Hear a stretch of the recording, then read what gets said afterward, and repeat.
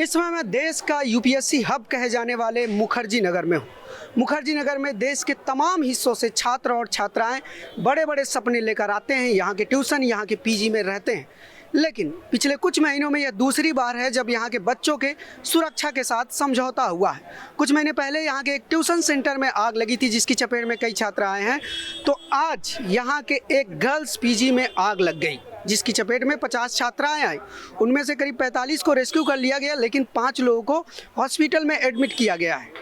4 floor के इस PG में ग्राउंड फ्लोर पर आग लगी। उस आग की लपटें 4थे फ्लोर तक गई। सफोकेशन भी हुआ और उस आपाधापी में, वहाँ से निकलने की आपाधापी में कुछ छात्राएं इंजर्ड भी हुई, जिनको हॉस्पिटल में एडमिट कराया गया है। ऐसे में यहाँ के छात्राओं से, जो इस पीजी में रहती थी, उनसे हमने बात की, जो पड़ोसी थे उनसे बात की, और जो छात्र उस समय रेस्क्यू में लगे थे उनसे बात की कि वहाँ उस समय यहाँ के हालात क्या थे। यह आग करीब शाम के 7-8 बजे के करीब लगी थी। मैं अपनी बालकनी में आया तो हमने देखा कि भाई बगल के मकान में जो है धुआं निकल रहा है। धुआं निकलने के बाद हम लोगों ने तुरंत एक्शन लिया, क्योंकि वहाँ पे लड़कियों की चीखने की आवाज़ आ रही थी। तो चीखने के बाद हम लोगों ने क्या, भाई बगल के मकान में आग लग गई है। तो आग लगने के बाद हमने तुरंत जो है फ़ोन किया, 101 नंबर पर फ़ोन किया। फ़ोन करने के बाद फिर उसके बाद हमने जो है फिर बिजली विभाग में फ़ोन किया कि तुरंत यहाँ पे लाइट काटी जाए, कि बगल के मकान में बहुत भयंकर आग लग गई है, आप यहाँ की लाइट काटिए। उसके बाद जो है कि सारे एक्शन हुए हैं। पीजी में बहुत ज़्यादा आग लग चुकी थी और धुआं था, वो पूरा ऊपर तक जा रहा था। जो 2nd और 3rd फ्लोर पे गर्ल्स थी, मतलब छत से बाजू वाली छत पे आई और सीढ़ी वगैरह के सहारे से वो उस छत पे गई और उस बाजू वाली पीजी से नीचे आई हैं। और मतलब बहुत सी गर्ल्स थी जो मतलब कुछ थी जो वहाँ फंस गई थी, और छोटी बच्ची थी वो भी थोड़ी शायद इंजर्ड हो गई है, उसको एम्बुलेंस में लेके गए हैं। और आग मालूम नहीं, और नीचे वो लकड़ी का सामान बहुत ज़्यादा रखा था, तो उसी की वजह से आग फैल गई है। हम 7:30 के करीब यहाँ पे आए थे, और यहाँ जब आए तो देखे कि पीछे वाले गेट पे पहले देखे कि वहाँ पे आग लग रही है। हमें ये नहीं पता था कि आगे भी आग लग रही है। तो यहाँ जब आए तो यहाँ तो कुछ ज़्यादा ही आग लग रही थी, सारा धुआं ऊपर जा रहा था, और धुएं की वजह से बहुत सारी लड़कियाँ उनको घुटन भी हो रही थी, जिसकी वजह से वो लोग जल्दी छत पे गई हैं। छत पर से दूसरी वाली पीजी में गई हैं सीढ़ियों से, यहाँ सीढ़ी लगाई और फिर वहाँ सीढ़ी लगाएं, दोनों से फिर छत पे चढ़ के सीढ़ियों के माध्यम से गई हैं उस वाली पीजी में, और दूसरी वाली पीजी से फिर वहाँ से एग्जिट ली। छोटी सी जो बच्ची थी उनको थोड़ा घुटन की वजह से वो बेहोश हो गई, तो उनको रेस्क्यू करके हॉस्पिटल लेके जाया गया है। उस आग जलती हुई देख के हम रुक गए, और जब हम रुके तो हम मतलब हमें रास्ता ही नहीं मिल रहा था कहाँ से जाए। तो जीने के द्वारे बगल वाली बिल्डिंग के उसके ऊपर से गए, तो वहाँ पर हमने देखा कोई मतलब पुलिस वगैरह कोई ज़्यादा हेल्प ना कर रही, और वो यही कह रही कि आम पब्लिक को जाओ कैसे भी बचाओ। एक लड़की तो गिर भी गई, और उस लड़की को हमने रस्सी के द्वारा बचाने की कोशिश की। जो हल्की थी वो तो आ गई, और जो हल्की नहीं थी वो लड़की गिर गई।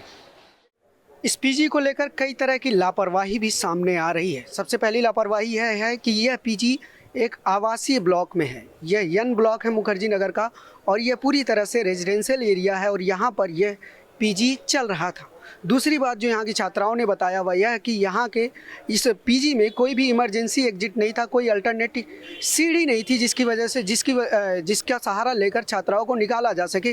कोई फायर एग्जिट नहीं था, सिर्फ बॉटम ग्राउंड फ्लोर पर एक पीछे का दरवाज़ा था, लेकिन आग लगने की वजह से भी वहाँ से भी नहीं निकला जा सकता था। इसके अलावा और भी कई तरह की शिकायतें हैं, और भी कई तरह के सुरक्षा के कंसर्न हैं, जिसको लेकर यहाँ के छात्रों ने हमसे बात की। बस यहाँ पर जो मेन इशू है मकान मालिकों का इशू है। यहाँ पर पैसे के लालच के लिए और कैबिन बनाए जा रहे हैं जो कि सेफ नहीं है, और इनलीगल बनाए जा रहे हैं। कोई कमर्शियल नहीं है, ये रेजिडेंशियल आप देखो, या कमर्शियल नहीं है। और यहाँ सिर्फ पैसे का साफ वो चल रहा है। आप मानिए कि एक रूम में जहाँ पर सिर्फ 1 या 2 बच्चों को रखना चाहिए, और 4 बच्चे रखे हुए हैं। 2 गेट हैं, एक आगे की और पीछे की, और दोनों ही ग्राउंड फ्लोर पे हैं। ऊपर से कोई एग्जिट नहीं है।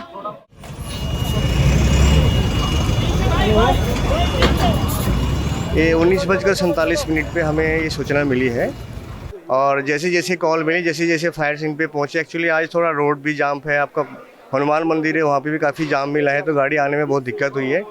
बाकी जो नियर बाई फायर स्टेशन है वहाँ से जो है गाड़ियाँ पहुँच गए थे, और लगभग जो है 30-35 जो है बच्चे थे यहाँ पे, जो यहाँ पे बेसिकली ये पीजी है, तो सारे लोगों को जो है रेस्क्यू कर दिया गया है। इसमें एक छोटी बच्ची भी थी, और 4-5 जो है उसमें थोड़ा सा माइनर इंजरीज है, उनको हमने हॉस्पिटल में भेज दिया गया। क्या सर यहाँ पर कोई फायर एग्जिट या इमरजेंसी एग्जिट था? नहीं, यहाँ पे खाली एक ही था कि जो छत पे जो है इनका एक बिल्डिंग से दूसरा बिल्डिंग जुड़े हुए हैं, तो कुछ जो बच्चे हैं ऊपर से भी, कुछ छत से भी कुछ निकल गए थे। तो बाकी यहाँ पे सिंगल स्टेयरकेस है इसमें। फायर एग्जिट जो अल्टरनेट स्टेयरकेस नहीं है इसमें। इस बिल्डिंग के अलावा भी इस पूरे क्षेत्र में और भी कई तरह की समस्याएं हैं, जिसकी वजह से कोई भी बिल्डिंग इस तरह के हादसे की चपेट में आ जाती है। यहाँ के छात्र जो बता रहे हैं वो सुनिए। यहाँ के जितने भी पीजी और हॉस्टल के ओनर्स हैं या मकान मालिक हैं, उन पे प्रशासन जो है कोई सही तरीके से एक्शन नहीं ले रही है।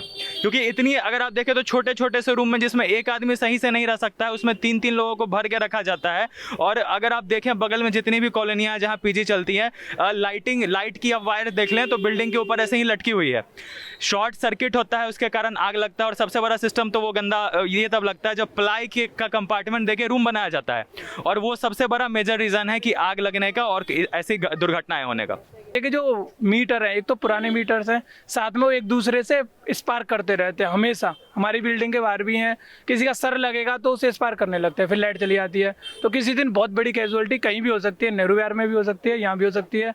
और एक बिल्डिंग यहाँ पे कम से कम ये जो है ये भी तैनात रहनी चाहिए, फायर ब्रिगेड की गाड़ी एक तो कम से कम रहनी चाहिए, क्योंकि आने में इतना टाइम लग जाएगा, तब तक तो आग लग जाएगी। इस क्षेत्र में देखिए कई सारे छात्र रहते हैं। यहाँ इस एरिया का समझिए जीडीपी जो है वो स्टूडेंट्स के कारण चल रहा है। अब इसमें सरकार को करना चाहिए कि एक अलग से कमेटी बना दे, एक छोटी लेवल पे टीम बना दे जिसमें एडमिनिस्ट्रेशन के भी अधिकारी हो, और उनका सिर्फ यही काम हो कि जितने इलीगल तरीके से पीजी चल रहे हैं, जिसमें कोई भी सेफ्टी मेजर का पालन नहीं किया जा रहा है, उन सारे पीजी की वो तलाश की जाए और उन सारे पीजी ओनर्स पे कार्रवाई की जाए। छोटा सा काम है, एक कमेटी बनेगी, ये काम हो जाएगा। और सबसे बड़ी चीज़ ये आपको पता है कि ऐसी घटनाएं क्यों बार बार हो रही है, प्रशासन क्यों मतलब एकदम नकारा सा रवैया दिखा रही है। सबसे बड़ा चीज़ ये है कि इस एरिया में ना कोई सांसद विधायक का बेटा नहीं पढ़ता है किसी गरीब किसान का बेटा, किसी गरीब मजदूर का बेटा जो यूपी बिहार हरियाणा से आता है, और उसके साथ हो जाए कुछ तो उसके जान की तो कोई कीमत नहीं है। और बस वही कोई विधायक और सांसद का बेटा पढ़ता तो देखते हैं इस एरिया में वही चीज़ होता है, सेफ्टी मेजर भी फॉलो किया जाता है और सब कुछ होता है, लेकिन यहाँ हो नहीं रहा है। तो एक सेफ्टी मेजर के लिए एक टीम बननी चाहिए जो इस एरिया में जितने हॉस्टल्स और पीजी है उनकी मॉनिटरिंग करे। इस पूरे पीजी को पुलिस द्वारा सील कर दिया गया है और अभी वहाँ पर किसी की एंट्री नहीं है। और जो छात्राएं इसमें रहती थी उसमें से कुछ छात्राएं अपने घर जा रही हैं तो कुछ अपने आसपास के रिश्तेदारों के पास शिफ्ट हो रही हैं। वहीं पर जो छात्राएं जिनको चोटें लगी हैं, जो हॉस्पिटलाइज्ड हैं, उनके हेल्थ के बारे में और उनके कंडीशन के बारे में अभी तक कोई अपडेट नहीं आई है। जैसे ही अपडेट आएगी हम आपको अपडेट करेंगे। फिलहाल यहाँ पर स्थिति काबू में कर ली गई है। न्यूज़ लॉन्ड्री के लिए अनमोल प्रीतम, मुखर्जी नगर, दिल्ली। पत्रकारिता का नासूर बन चुके विज्ञापन के मॉडल को खारिज करके खबरों की इस दुनिया को बदलिए ताकि पत्रकारिता आपके लिए जवाबदेह बने। newslaundry.com/subscription पर क्लिक कीजिए और अपने मन मुताबिक पेमेंट का विकल्प चुनिए, क्योंकि हमारे सब्सक्राइबर्स का नारा है, मेरे खर्च पर आजाद हैं खबरें।